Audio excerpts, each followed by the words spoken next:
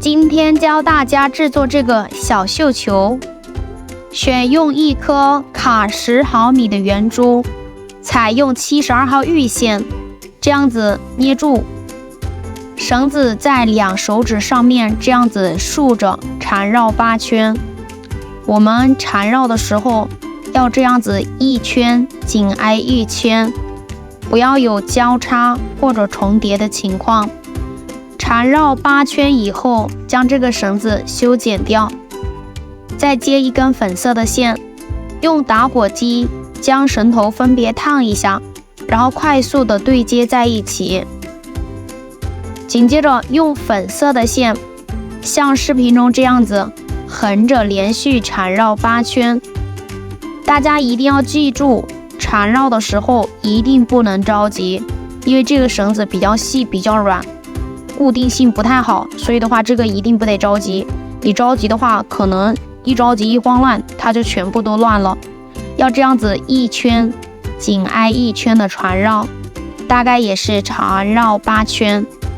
缠绕8圈以后，多余的粉色线同样的修剪掉，然后再取一根红色的绳子，还是将2绳头快速的烧融对接在一起。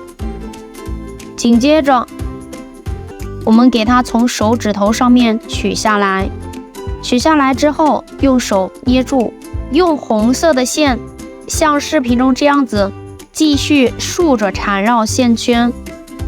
这里缠绕的时候也是一圈紧挨一圈，不要有交叉或者重叠的情况。同样像这样子竖着缠绕，我们也是像之前一样缠绕8圈左右。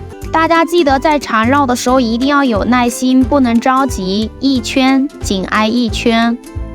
缠绕8圈以后，我们这个绳子从这边穿到对面去，紧接着我们要开始调线了。调线是一个相当有技术的活儿哦。我们最开始编的是绿色的线，再编的粉色，最后编的红色，对吧？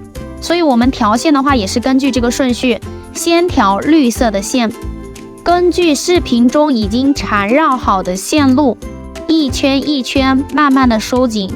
同样这边收紧的时候也是一圈紧挨一圈，不要有交叉或者重叠的情况。绿色的绳子根据线路全部收完之后，后面这2个线只要稍微调一下就行。调完绿色的线，我们这就开始调那个粉色的线，而且这边调的时候也是根据线路这样子一圈一圈的慢慢收紧。大家调的时候根据提前绕好的线路调节，这个球就不会乱哈。粉色的线调完之后呢，大概就是这样子的。然后我们将粉色的线修剪掉，再将这个接头呀塞进这个球球里面，然后将孤单的红线修剪掉，绳头藏起来，这2个线紧挨在一起留着。然后取3股金线开头折 U 型皮形放置，用绳头长的一端开始包住所有的绳子缠绕线圈。缠绕的时候也是一圈紧挨一圈，缠绕到自己想要的长度。缠绕到想要的长度之后，绳头穿进 U 型线圈里面，另外一头收紧绳子，牢牢卡进去之后呢，再将2金线绳头修剪掉。